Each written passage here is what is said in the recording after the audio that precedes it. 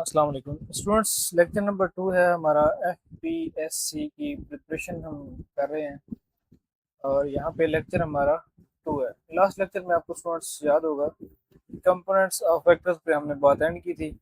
आज हम देखते हैं जी कि कंपोनेंट ऑफ वेक्टर्स क्या होते हैं, कितनी तरह के कंपोनेंट्स होते हैं। ठीक है। जनरली हम स्टूडेंट्स इनको दो तरह से कैटेगराइज करते हैं। आपके पास कुछ रेक्टेंगुलर कंपोनेंट्स होते हैं, जनरल कंपोनेंट्स की भी बात करते हैं। अगर मैं रेक्टेंगुलर कंपोनेंट्स की स्टूडेंट्स बात करूं तो यहाँ पे हमारे पास डायमेंशन का जिक्र आता है। टू टू डायमेंशन या three dimension. Students, two dimension का मतलब है कि कोई एक प्लेन है जिसके एक्स और वाई दो एक्सेस हैं, यानी दो प्लेन है, सॉरी दो कोऑर्डिनेट्स हैं उसके। तो इसमें जो रेक्टेंगुलर कंपोनेंट्स होंगे स्टूडेंट्स वो दो होंगे। अगर मैं थ्री डी की बात करूं, थ्री डी के मतलब मैं अगर स्पेस की बात करूं तो स्पेस में कितने वेक्टर होंगे जी? कितने वेक्टर आ सकते हैं जी? तीन। ठीक हो गया। इन जनरल अगर मैं जनरली बात करूं तो अगर प्लेन या स्पेस दोनों की बात हो रही हो तो students there are infinite number of components of vector. अगर मैं जनरली बात करूं तो ये इनफाइनाइट होते हैं।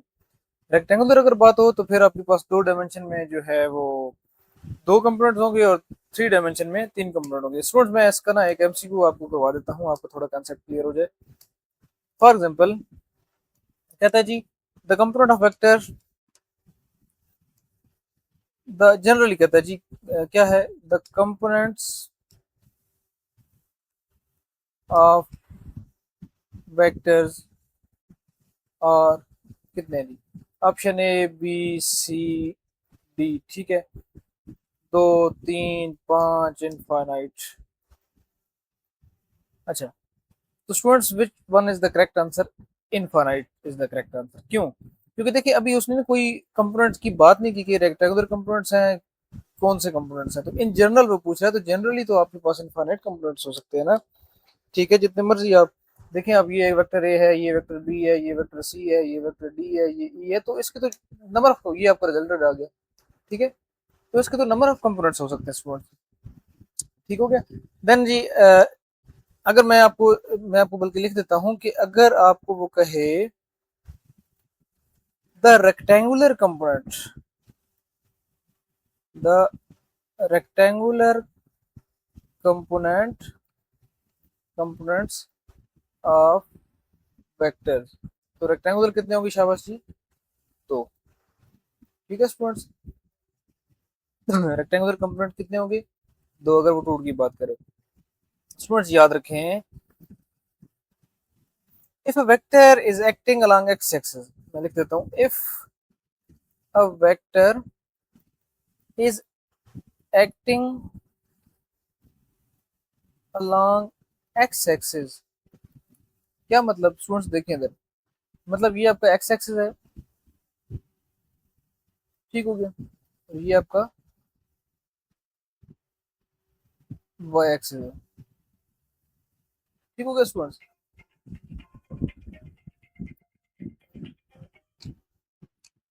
स्टूडेंट्स कहता है कि अगर एक वेक्टर जो है वो एक्टिंग अलोंग एक्स एक्सिस, इसका मतलब क्या है जी? इसका मतलब है कि आपका इस एक्सिस पे, ये आपका एक्स एक्सिस है ना।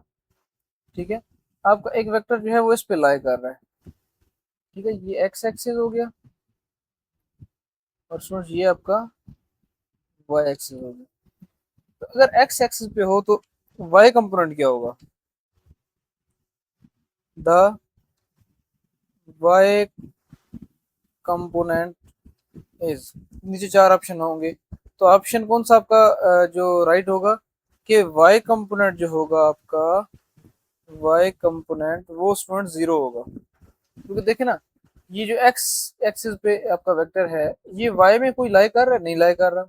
अगर स्टूडेंट्स ऐसा होता कि यहाँ पे एक वेक्टर होता, सपोज ये एक आपका वेक्टर आ गया। ठीक है, अब इसने क्या किया, ये थोड़ा सा एक्स एक्सिस की तरफ भी गया और थोड़ा सा ऊपर यानी वाई एक्सिस भी की तरफ भी गया। तो इसके दो कंपोनेंट्स होंगे, इसका एक्स कंपोनेंट भी होगा और स्टूडेंट्स इसका वाई कंपोनेंट भी होगा। फिर वो हम निकालेंगे, अगर राइट एंगल हुई तो पैथागोरियन थ्योरम से, और अगर वैसे हुई तो फिर हम उसका कोई मैथमेटिक मेथड लगा के तो हम उसका क्या करेंगे, निकालेंगे जी कि इसका कंपोनेंट वाई क्या है, एक्स क्या है।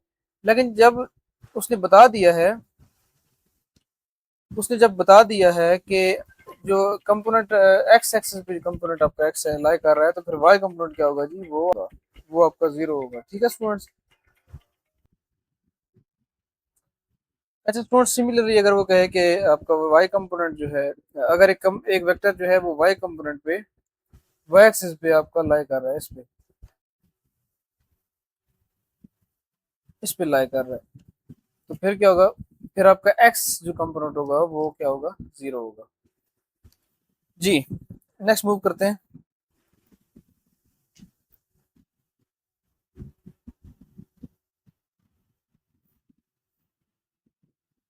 अच्छा स्टूडेंट्स, क्या तमाम क्वांटिटीज जो मैं वेक्टर के वाले से बात करता चलूं, अगर वेक्टर की बात की जाए तो हमें पता है कि वेक्टर में डायरेक्शन की जो है वो हमें अशद जरूरत होती है। वेक्टर जो है वो डायरेक्शन के बगैर वेक्टर नहीं होता। तो क्या तमाम क्वांटिटीज जिनके पास डायरेक्शन हो, क्या वो सारी वेक्टर्स होती हैं? ठीक है, क्वेश्चन क्या क्या कहता है जी, ऑल क्वांटिटीज, या आप यूं कह लें,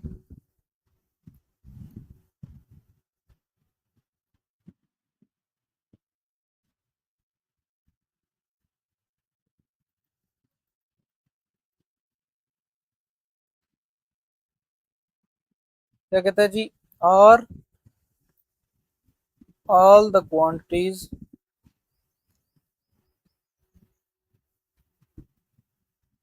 that have direction are vectors। क्या तमाम क्वांटिटी जिनके पास डायरेक्शन होती है वो वेक्टर्स होती हैं? तो आपका आंसर क्या होना चाहिए जी, no. No, all are not vector. क्यों भाई, सारी सारी वेक्टर क्यों नहीं होती? अब स्टूडेंट्स देखिए ना, होता क्या है कि आपको कुछ रूल्स एंड रेगुलेशंस जो हैं वो फॉलो करने पड़ते हैं। The quantity should, they should they should obey laws of vector, they should obey laws of vector. ठीक हो गया जी स्टूडेंट्स, कौन से लॉज हैं? फॉर एग्जांपल मैं कहता हूँ ना कि एक क्वांटिटी है करंट, ठीक है, 3 एम्पेयर करंट जो है वो यहाँ से आ रहा है, 4 एम्पेयर करंट जो है वो यहाँ से आ रहा है, तो यहाँ से कितना एम्पेयर निकलेगा जी, यहाँ से टोटल 7 एम्पेयर करंट जो है वो एग्जिट हो रहा है। तो स्टूडेंट्स, ये जो करंट है इन दिस केस, ये अपनी जो डायरेक्शन है वो शो कर रहा है, अपनी डायरेक्शन जो है वो शो कर रहा है। 3 एम्पेयर की डायरेक्शन इस तरफ है, 4 एम्पेयर की डायरेक्शन इस तरफ है। तो देखें, according to vectors addition rule, सबसे पहले तो क्या होना चाहिए कि जी टेल पे टेल होनी चाहिए या हेड पे हेड होनी चाहिए। ठीक है, हेड पे हेड तो होगा। इसका मतलब यह है कि जो एंगल है, एंगल बिटवीन वेक्टर्स, वो रिजल्टेंट पे काफी जो है वो असरअंदाज होता है। लेकिन यहाँ पे एंगल जो मर्जी हो, ये एंगल है इसका, इसका ये एंगल है, ठीक है, जो मर्जी एंगल हो, आपका जो रिजल्टेंट आ रहा है वो 7 एम्पेयर, यानी एडिशन जो आपकी है वो डायरेक्शन को कंसिडर नहीं कर रही। तो अगर यहाँ पे डायरेक्शन कंसिडर ही नहीं हो रही, इट मींस कि this is not a vector quantity. ठीक है, तो current at this time is not a vector quantity. वो हम टेंसर, या आगे आप कंफ्यूज ना हो, टेंसर पढ़ेंगे हम, ठीक है। करंट डेंसिटी जब पढ़ेंगे, करंट डेंसिटी जब पढ़ेंगे तो आपको जरा चीजें क्लियर हो जाएंगी। अभी आपने क्या करना है, यही समझना है, यही सोच के रखना है कि current is a scalar quantity. Current कौन सी क्वांटिटी है जी, current is a scalar quantity. तो स्टूडेंट्स, तमाम क्वांटिटी जिनके पास डायरेक्शन हो वो वेक्टर्स नहीं होती। अच्छा, इसका तो ये भी मतलब होगा ना कि अगर 3 एम्पेयर यहाँ से आ रहा है, 4 एम्पेयर यहाँ से आ रहा है, ठीक है, ये 3 एम्पेयर हो गया, ये 4 एम्पेयर हो गया, तो फिर भी आपका रिजल्टेंट कितना होगा, वो यहाँ से अगर एक वायर और जा रही है तो फिर भी आपका रिजल्टेंट कितना होगा, वो 7 एम्पेयर ही होगा। अदरवाइज अगर आप फोर्स की बात करें तो फोर्स अगर 3 न्यूटन की यहाँ पे लग रही है और 3 न्यूटन की यहाँ पे लग रही है, तो इट मीन्स कि यहाँ पे इक्विलिब्रियम आ गया और आपका जो वर्क होगा W इज इक्वल टू 0 होगा। ठीक है, ये तो थी डायरेक्शन, जिसमें डायरेक्शन की जो लॉज हैं वेक्टर क्वांटिटी फॉलो कर रही है, वेक्टर की जो लॉ है। बट यहाँ पे जो वेक्टर के लॉ हैं वो क्वांटिटी फॉलो नहीं कर रही जी स्टूडेंट्स। नेक्स्ट हम देखते हैं। अच्छा, इसी तरह स्टूडेंट्स एक और क्वांटिटी है प्रेशर। ठीक है, तो प्रेशर जो है वो भी एक कौन सी क्वांटिटी है? Pressure is also a scalar quantity. ठीक है, क्यों भाई? देखे ना, देखिए पास्कल जो लॉ है वो क्या कहता है? पास्कल से क्या, pressure is same in all the direction. ठीक है, इन अ कंटेनर, एक कंटेनर में प्रेशर जो है वो सेम होता है तमाम डायरेक्शन पे। जबकि अगर इस तरफ फोर्स लग रही है और इस तरफ फोर्स लग रही है, इस तरफ फोर्स लग रही है कंटेनर के अंदर, ये सपोज कंटेनर है, तो फोर्सेस जो है ये इसके इफेक्ट को कैंसिल करना चाहिए, इसने इस इफेक्ट को कैंसिल करना चाहिए, लेकिन कहता है कि pressure is same in all the direction. तो इट मींस कि ये वेक्टर की एडिशन के जो लॉ है उसको ओबे नहीं कर रहा।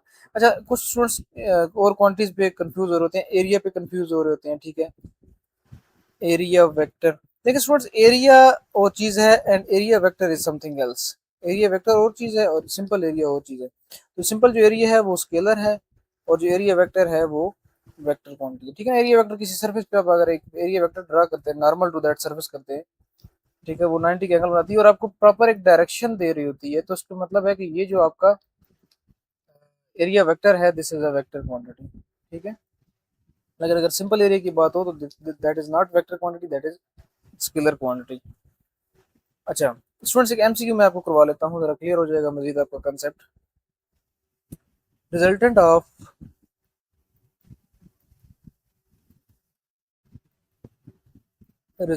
टू वेक्टर्स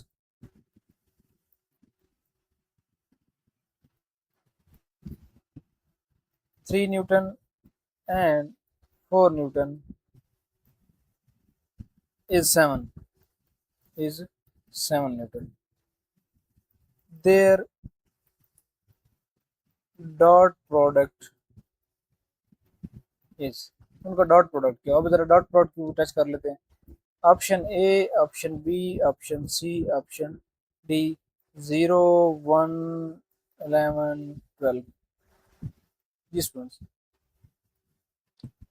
क्या कह रहा है? कह रहा है resultant of two vectors 3 newton 4 जो है वो 7 न्यूटन है, their dot product will be. अच्छा, डॉट प्रोडक्ट आपको पता है क्या होता है?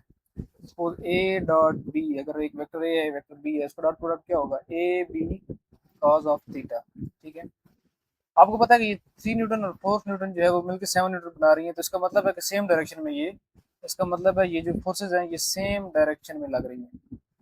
सपोज एक ब्लॉक है आपका और उस पर एक 3 न्यूटन की फोर्स लग रही है, उसी डायरेक्शन में 4 न्यूटन की फोर्स भी लग रही है। अब यहाँ पे एंगल कितना आ गया? थीटा जो है वो 0 डिग्री। देखिए ना, 3 और 4 मिलकर 7 न्यूटन बनाने का मतलब क्या है कि दोनों सेम डायरेक्शन लग रही है ना, इसलिए मैंने इस तरह की कुछ स्ट्रेटजी अपनाई है। अच्छा, यहाँ पे एंगल कितना बन रहा है? 0। तो पुट करें ना जरा, a dot b is equal to a b cos of 0 degree. Cos 0 1 होता है, तो ए डॉट बी जो है वो क्या आ गया? ए बी इंटू 1, तो ये ए बी ही आ गया। ठीक है, तो ए डॉट बी जो है वो मैग्नीट्यूड ऑफ ए और मैग्नीट्यूड ऑफ वेक्टर बी, तो मैग्नीट्यूड ए कितना है? 3, और बी का कितना है? 7, सॉरी 4। कितना आ गया? ए डॉट बी कितना आ गया जी? 4 3 12। डॉट प्रोडक्ट कितना आ गया आपका? 12 हो गया। स्टूडेंट्स, नेक्स्ट हम चलते हैं जी ग्रेडियंट की तरफ। यहाँ तक अगर आपको कोई कन्फ्यूजन होगी तो आप मुझे कमेंट्स कर सकते हैं, डिस्क्रिप्शन में व्हाट्सअप नंबर लिखा हुआ है, व्हाट्सअप कर सकते हैं। आपको कुछ नोट्स पीडीएफ वगैरह जो है वो व्हाट्सएप पे मिल जाएंगे अगर आप व्हाट्सएप पे रब्ता करते हैं। देन स्टूडेंट्स, हम देखने लगे हैं जी कि what is gradient. What is gradient? Students, gradient जो है बेसिकली ये एक फंक्शन है। क्या है जी? एक फंक्शन है। ठीक है, इसको फाइ से लिखते हैं, फंक्शन है फाइ। और ग्रेडियंट जो है, ग्रेडियंट इज ऑलवेज, ये किसका होता है ग्रेडियंट? हमेशा, पहले तो लिख लेते ना, ग्रेडियंट हमेशा जो है वो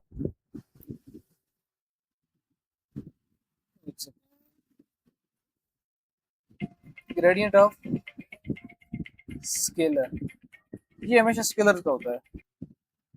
अच्छा, ग्रेडियंट जो होता है वो हमेशा स्केलर का होता है और आंसर क्या होता है, वेक्टर होता है। Gradient of scalar is always vector. होता स्केलर क्या है और उसका रिजल्ट जो होता है वो हमेशा वेक्टर होता है।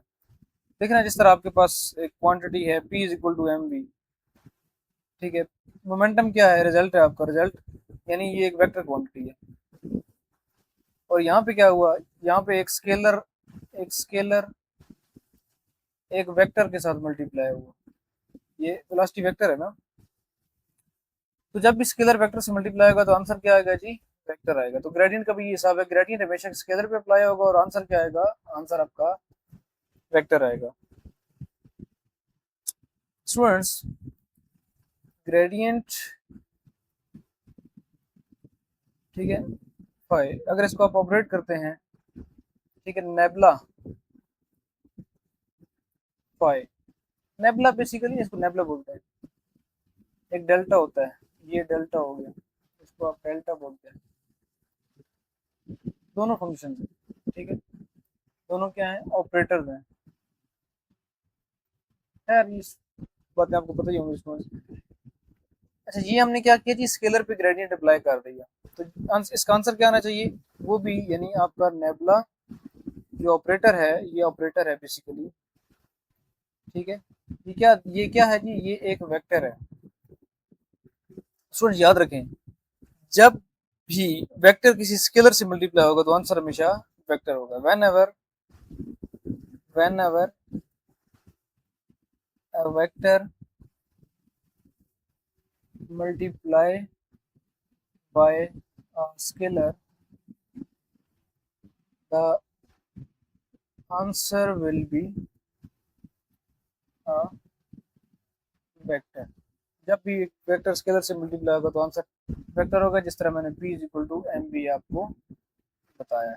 ठीक होगी, यहाँ पे p जो है वो वेक्टर है, जबकि ये एक स्केलर और एक वेक्टर अप्लाई हो रहा है। जी स्टूडेंट्स, तो मैं बता रहा था आपको कि आपका जो ग्रेडियंट है वो किसी स्केलर फंक्शन पे अप्लाई होगा तो आंसर क्या आएगा, वेक्टर आएगा। ठीक हो गया, यानी मैं ये कह रहा हूँ कि ये जो ग्रेडियंट ऑफ ये जो स्केलर है, gradient of scalar is always a vector. मैं ये कह रहा था कि gradient of scalar is always a vector. जी स्टूडेंट्स, एक एग्जांपल और ले लेते हैं जी। फॉर एग्जांपल आपके पास है ना इलेक्ट्रिक फील्ड, ठीक है, वो क्या है, derivative of minus d v by d r. तो ये जो आपके पास चीज़ है ना, ये वाली डेरिवेटिव है, जो चेंज है, ये बेसिकली आपके पास ग्रेडियंट है, ठीक है। और ये आपके पास जो है, ये आपके पास स्केलर है, ठीक है। ये क्या है, इलेक्ट्रिक फील्ड है। अच्छा स्टूडेंट्स, आप देखते हैं कि ग्रेडियंट जो है वो क्यों वेक्टर बना देता है। फॉर एग्जांपल आप देखिए ना, अब मैं आपको यहाँ पे एक चीज लिख के देता हूँ। ग्रेडियंट जो होता है, gradient represents gradient represents normal vector to a surface at a point. For example ना, आपके पास एक ये स्केलर फंक्शन है, ठीक है। इसकी ये सरफेस से अगर मैं सरफेस टेंजेंट ड्रा करूँ, इस सरफेस पे अगर मैं टेंजेंट ड्रा करूँ और इसका नॉर्मल ले लूँ, ये इसका कुछ नॉर्मल अगर आ जाए, ठीक है। तो यहाँ पे देखें, आपका ये नेबुला ऑपरेटर साई के साथ, सॉरी पाई के साथ मल्टीप्लाई होगा। ये आपका वो स्केलर फंक्शन है ना, तो ये स्केलर फंक्शन के साथ मल्टीप्लाई होगा तो आंसर एक वेक्टर देगा। और इस नेबुला की जो वैल्यू होती है वो होती है, ये इक्वेशन जो है वो है del by del x i plus del by del y j plus del by del z k, ठीक है। एक एमसीक्यू का लेते हैं। फॉर एग्जांपल स्टूडेंट्स, एक एमसीक्यू एमसीक्यू जो है वो इस हवाले से कर लेते हैं। Find normal vector to a surface. कौन सी सरफेस है जी? y is equal to 3x square y minus x z at point 1 minus 2 1। ठीक हो गया? तो इसका सोल्यूशन देख लेते हैं। आप ऑपरेट कराएं ना इसको। Del phi is equal to sorry nabla phi is equal to delta x over del ये partial x over partial x i plus partial over partial y j plus partial over partial z k into 3x square y minus x z. ठीक हो गया? अब suppose कर लें, late कर लें suppose कर लें कि जो आंसर है, आंसर इज सपोज करते हैं कि nabla phi is equal to 12i for example 3j plus 4k। ये आपके पास आंसर आया। तो ये आंसर क्या होगा? ये एक वेक्टर होगा। ठीक है, ये वेक्टर ही है ना, वेक्टर है, डायरेक्शन दी हुई है। अच्छा, कहता है if unit normal is to be find. ठीक है, अगर आपको यूनिट नॉर्मल फाइंड करना है क्या होगा जी? Very simple. आप क्या, आपको पता है ना, ए यूनिट वेक्टर जो होता है, सपोज एक यूनिट वेक्टर जो है वो क्या, vector a o divided by magnitude of that vector के बराबर होता है। ठीक है, अगर मैं बात करूं कि यूनिट वेक्टर निकालना है आपने, सपोज वेक्टर ए है, उसको यूनिट वेक्टर निकालना है, तो क्या है? वेक्टर ए डिवाइडेड बाय उसका मैग्नीट्यूड। ठीक है, इसको मॉड भी लिख सकते हैं। ये स्टूडेंट तो सिमिलरली आपके पास एन यूनिट वेक्टर आ जाएगा। ठीक है, नॉर्मल इसकी फाइंड करने के लिए n unit vector which is equal to जी। आपके पास एक वेक्टर है नेबुला फाई, ये पूरा एक वेक्टर है। ये नेबुला फाई जो है ये पूरा एक वेक्टर है, vector divided by its magnitude. ठीक हो गया? तो ये आपके पास यूनिट वेक्टर आ गया। तो नेक्स्ट इंशाल्लाह हम देखेंगे अगली क्लास में। फिलहाल के लिए आपके पास ग्रेडियंट और स्केलर वेक्टर का जो है चैप्टर वो यहाँ पे एंड होता है। यानी नेक्स्ट हम देखेंगे अगले लेक्चर में कुछ और चीज़ें, कुछ और एमसीक्यूज, कुछ नए कॉन्सेप्ट। तो यहाँ तक इसको वाइंड अप करते हैं। स्टूडेंट्स आपने विजिलेंट रहना है और आपने हर हाल में इंशाल्लाह कंप्लीट करना है और ज़रूर इस टेस्ट को क्लियर करके अपना फ्यूचर जो है वो सिक्योर करना है।